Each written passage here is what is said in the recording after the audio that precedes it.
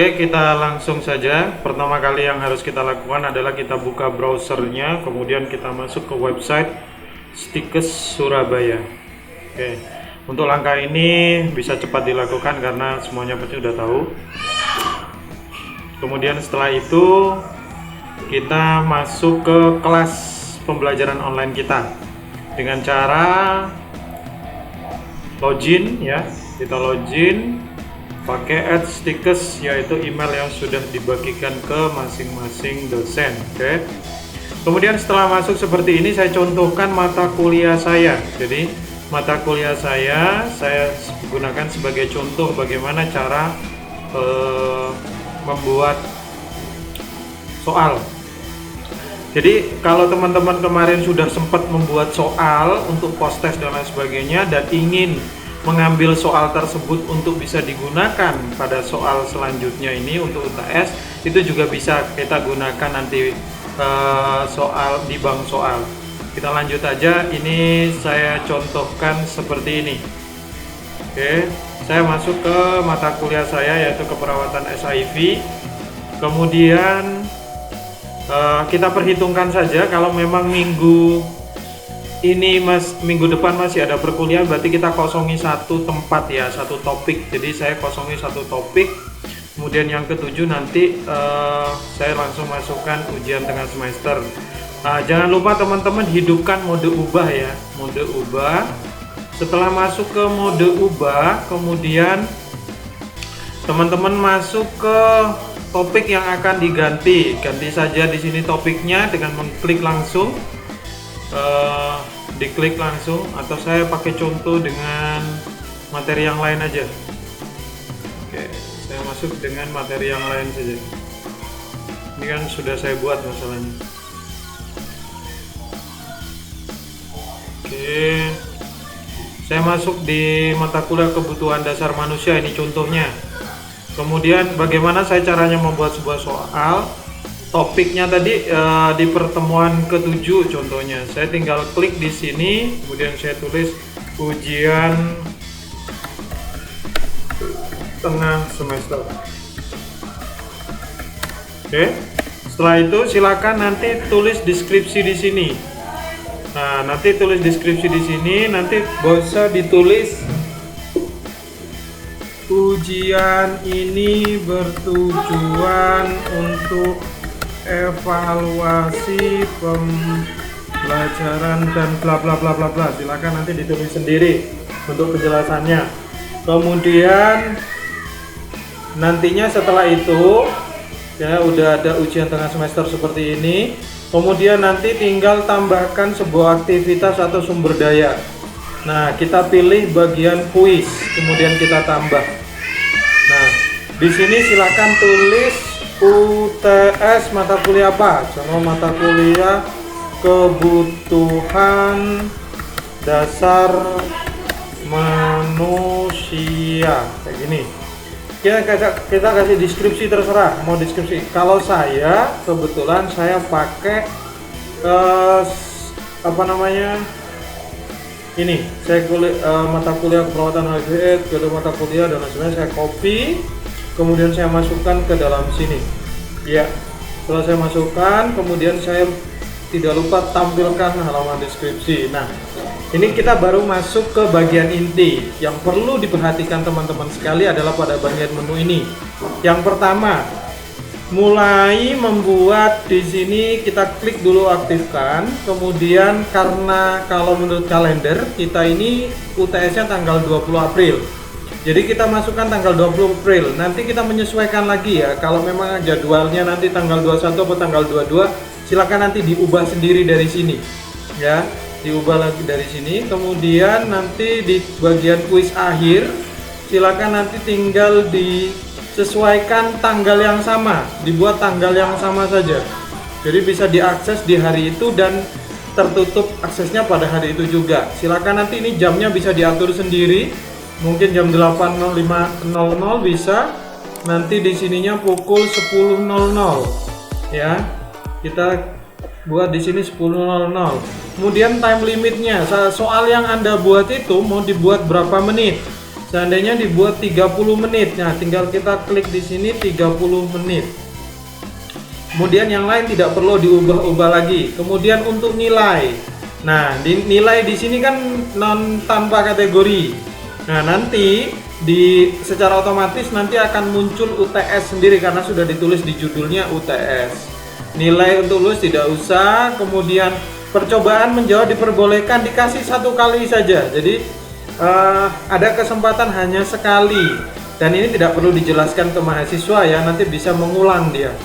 Kemudian di layout, kemudian ini tidak perlu, kita tidak perlu lagi. Review option. Nah, ini yang penting juga supaya tidak langsung muncul jawaban di ininya, di soalnya nantinya. Kita klik dulu, kita klik di sini, kita hilangkan ini. Ya, kita hilangkan semua checklist yang ada. Oke, kemudian kita hilangkan semua checklistnya, kita hilangkan dulu. Oke, seperti ini. Sama, ini pun juga. Sehingga nanti tidak ada lagi soal yang bisa ketahuan jawabannya. Atau dia mengerjakan ketahuan jawabannya. Oke, seperti ini cukup ya. Kemudian tampilannya. Nah, di sini nanti Anda bisa kasih dia hanya 1 saja. Jadi jangan 0 atau jangan 2, tapi 1 aja. Ini nanti ada kalau nilai 100 berarti 100,0 gitu ya. Kemudian ini tidak perlu, kemudian ini juga tidak perlu. Ini juga tidak perlu, pembatasan akses juga tidak perlu. Ya, pastikan di quiz behaviornya itu ada different feedback ya. Different feedback. Jangan pilih yang lain, different feedback aja. Oke. Setelah itu kita simpan dan kembali ke kursus. Nah, oke, setelah ini bagaimana caranya? Kalau sudah seperti ini, silakan klik pada bagian UTS mata kuliah. Nah, di sini nanti kita bisa bikin soalnya. Nah, di sini ada bagian edit quiz. Silakan nanti langsung masuk ke edit quiz. Kemudian kita nilai tertingginya kan angka 100 ya. Jadi silakan nanti diketik 100, simpan. Jadi nilai tertingginya adalah 100. Ya, ini yang dimaksud tadi desimal, ada 2 komanya. Kalau satu SKS itu 20 multiple choice, artinya kalau 2 SKS berarti 40 soal. Nah, kalau dia hanya 1 SKS, paling simpelnya adalah setiap membuat mata kuliah kita pilih, terserah mau pilih. Kalau ini mau nambah soal ya. Kalau jangan lupa ini juga diklik. Nah, kocok pertanyaan supaya random.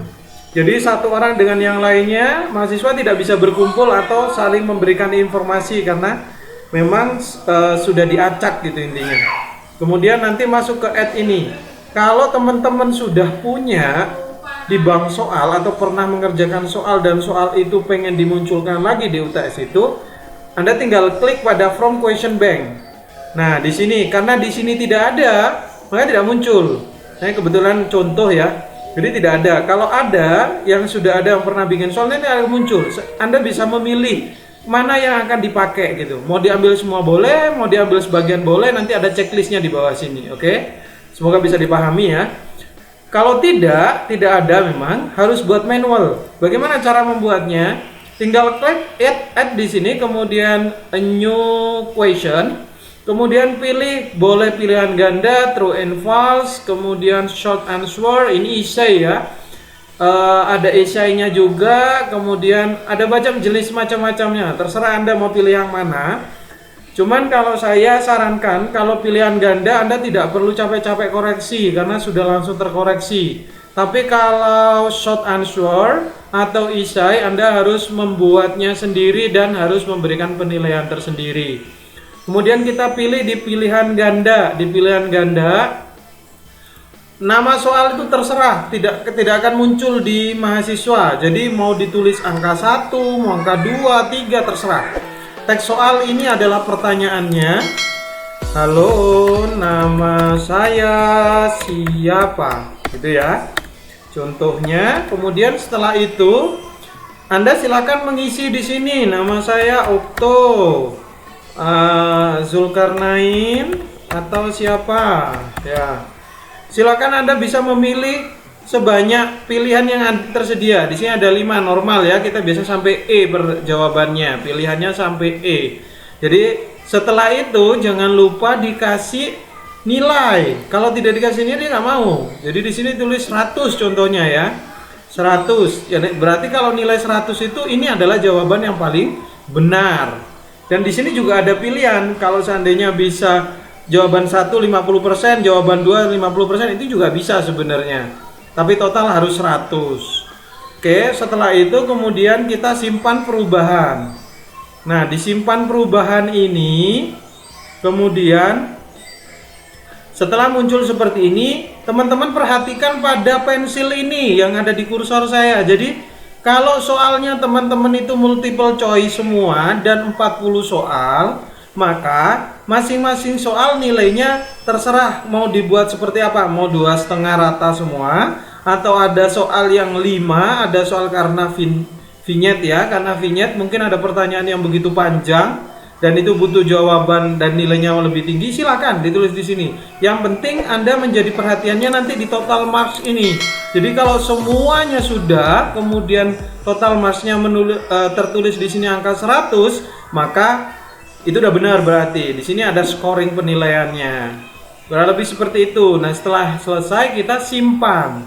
Setelah simpan, kemudian sudah ini udah saya simpan. Bagaimana saya bisa tahu kuis saya? Gampang, kalau mau lihat nanti mau bagaimana sebenarnya tampilan kuis yang sudah Anda buat, Anda tinggal turun ke bawah ya di bagian administrasi, nanti di situ ada preview. Nah, itu tinggal diklik aja previewnya. Kemudian kita start di sini. Nah, di sini nanti langsung akan ada pertanyaan seperti ini. Halo, nama saya siapa? Oh, Ukto. Oke, saya pilih finish, jeblet. Nah, setelah itu mahasiswa tidak kelihatan sama sekali. Dia juga nggak ngelihat jawabannya. Dia hanya ada pilihan submit all and finish. Ya, dia klik begini, submit all dan sudah. Nilai sudah masuk. Bagaimana cara kita untuk melihat nilainya? Nah, nantinya setelah anak-anak sudah mengerjakan, kalau soal Anda adalah multiple choice, maka Anda tinggal mengklik pada bagian nilai.